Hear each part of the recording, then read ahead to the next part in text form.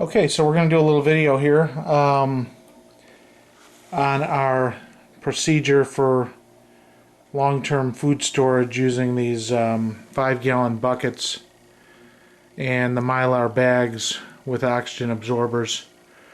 And what I've done here is I've waited till I had 10 of these buckets ready to go. The reason I did that is because you can purchase these oxygen absorbers in different quantities, but I've purchased them in 10 packs. So when you open these up, you have to use them pretty much right away because they're hard to store once you've opened that package up, because they're going to start absorbing oxygen and they're going to become rapidly useless. So the plan here was to wait till we had 10 of these buckets ready to go, which we have now. So we're going to get started on this now. The supplies we have are obviously the 5-gallon buckets, and they need to be food grade buckets. In this case, I've got a mixture of the Home Depot buckets and some frosting buckets that I got from a local grocery store. But what you're looking for is food grade buckets, and the ones we have here meet that criteria. The other thing is Mylar bags. Now these can be purchased online. I can put some information in the comments about where I got these, but these are adequate to go into a 5-gallon bucket, and they're thick Mylar. You want this is going to be your oxygen barrier. So basically the supplies are the buckets. You need some lids, oxygen absorbers, Mylar bags, a Sharpie marker to write on the outside of the bucket what the contents are. And one thing about these lids, the lid here on the right is a used lid that came off of these frosting buckets, and the lid on the left is a brand new lid that you can buy at Home Depot. It has a seal in there, and the rim is intact. Now there's all kinds of different buckets. There's rope hack and there's other types. So you got to kind of make sure that the lids that you're going to use are going to seal well to the buckets that you have. Obviously this Home Depot style lid is going to work just fine on these Home Depot buckets, so we don't have an issue there. But I was scrounging and getting some used buckets from Jewel, and these are a mixture. Some of them are rope hack and some are some other types, but I found that, at least for my purposes here, the Mylar bag, which we're going to seal up, is providing a good seal, and the lid is giving us a mechanical seal. So the lid is meant to keep critters out, but the oxygen is being kept out by the Mylar bag. So I do keep these used lids though, because as I'm amassing 10 of these buckets, they're not all ready to go at once, and so you want to kind of, what I've done here is I folded these bags. I filled these, folded the bag on top, and then what I was doing is putting these used lids on top, just so that critters wouldn't get inside here while I was waiting to seal up the Mylar. So that's kind of been the plan. The other thing we're going to want to do too is take the box tops. In this case I've got some mashed potatoes. They're flaked potatoes. We're going to see how well they keep because they've got butter in there. That was kind of something my wife noticed. We'll see. I think we'll see how well these last. That's the only experiment. Everything else here we know is going to work fine. We've got pinto beans, and what I'm doing is I'm taking the packaging and we're just going to put that in the top after we seal this up. This way when you open this up, you have a little bit more detailed information about what you got inside. And of course we're going to put a mark on the outside of the bucket with the date and what we have inside. So that's the theory. I've done this on some other buckets, and you know, I haven't waited the 10-20 years to open them up and see what happens, but by all accounts from other people that have done this for Y2K and so forth, wheat, hard wheat, whether it's white wheat or red wheat, hard wheat is going to store well. Rice, white rice, pinto beans, and rolled oats. Rolled oats as opposed to quick oats. And those are the things that the Mormons use in their long-term food storage, and they're pretty knowledgeable about this stuff. And so you can, you know, add whatever you want to the list, but 4 good staples to start out with are beans, rice, wheat, and oats. And by all accounts, like I say, those are going to last you a real long time. People that have done tests, you can look this up on YouTube. Other people have done tests on this without the Mylar bags, and they've had very good results. So using Mylar bags with oxygen absorbers is only going to increase your success, I believe. So I'm going to do another video here after we seal these bags up and show you how well they shrink up.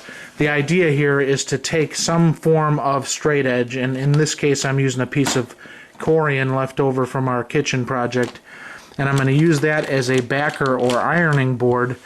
The other piece I did not show you was our iron, and we've got just a standard iron that you'd use for your clothes. We're going to plug that in, and I believe I put it on a setting of I think 5, but you'll want to experiment with that. What you do want to do is seal the bag, but you don't want to be burning holes in it. But what you do is you take and you kind of smooth out the bag, getting as much air out of it as you can. Then you fold it over your straight edge like so, and then you run the iron back and forth over this until you get a good seal. And what happens is inside the Mylar bag there's a sealant that when you heat it up it adheres, so you get a nice wide seal all the way across. Now you got to drop your oxygen absorber bag inside here first. Then once you seal this up, the oxygen absorber will take it down the rest of the way and evacuate all your air out of there. This is a close-up of the oxygen absorbers we got. 2,000 cc oxygen absorbers, which is more than adequate for evacuating the oxygen out of a 5-gallon bucket, and these came in packs of 10. And you can see this indicator says that they're still good. If that was blue, they'd be they wouldn't be okay. But at any rate, you might think of ordering these things in smaller denominations. I bought 10 because I knew I was going to wait until I had 10 buckets and do them all at once. But once you get going with this, you kind of have to work quickly, because when you get to that last bucket, that oxygen absorber is pretty warm, and you know, you want to make sure that it's going to do its job. So the theory here is that we drop the oxygen absorbers into these bags one at a time, and then we start sealing them up, and hopefully when we get to that last bag we haven't used up that oxygen absorber. So I've done this before with 10 buckets and it works just fine. So that's the setup, and I will do another video here after we're done and I'll show you how well they sealed up. So stay tuned, and thanks for watching. Another thing I'll mention about this, I did not do this the first time, and I realized it was better to set this up differently. Got this extension cord here attached to the iron, and rather than move the buckets to the iron, I'm just going to move the iron to the buckets. I know it sounds obvious, but when I had this thing plugged in, I just kind of got it all going, and I didn't take everything into consideration at the time, and then once I got going I really had to work fast. So at any rate, got an extension cord this time, and we're going to just leave all these buckets right where they're at, and we're going to take the iron and the ironing board to the bucket. I've opened these all up, and as soon as this iron is hot over here, I'm going to cut open the oxygen absorbers and go ahead and drop them in. And I won't make a second video. I'll obviously just splice this to the original video, so you'll see one video with all this. Talk to you in a bit. Okay, so one of the things I wanted to show you about this, got them all sealed up, and the way I've done this is I've placed this ironing board, so to speak, down on the rim of the bucket, and then pulled this down and then squeezed all the air I could get out of it, and then ran the iron back and forth across here. And one of the things that I've learned here is you're not going to get it's not going to look real nice. It's not going to look perfect. The first time I did this, I expended a lot of time on each one of these seals, thinking I had to make it perfect, and in reality I just kind of wasted a lot of time. It's not going to look perfect.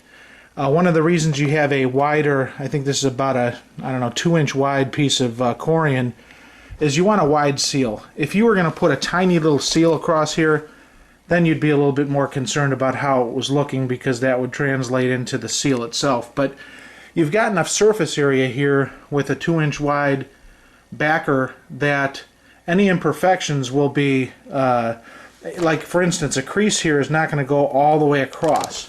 It'll go halfway across, or you know, 3/4 of the way, but you know, you're not going to have air going through all the way across. And the other thing I'm doing here is I tip it over and I hit the other side with the iron as well. So I'm going to go over all these one more time. I've gone over this way. Now I'm going to take this out and I'm going to put this on the opposite side and seal it this way and go over it again. So I'm going to go ahead and do that right now, and then when we're all done, the proof's going to be in the pudding when this thing, when the bag shrinks up. Right now you can see each one of these bags, there's still some air in it. And when we're done, the oxygen absorber is going to take a little time to do this, but when we check back on these tomorrow morning, these should be taut. The oxygen absorber should take all that air out of there and kind of shrink these right up. So we're going to see how that goes. In the meantime, I'm going to put another good iron across all these seals. Okay, so as you can see here, the oxygen absorber has drawn these bags up pretty tight. So we pushed a lot of the air out of it, and then the oxygen absorber brought it down the rest of the way. So not too bad.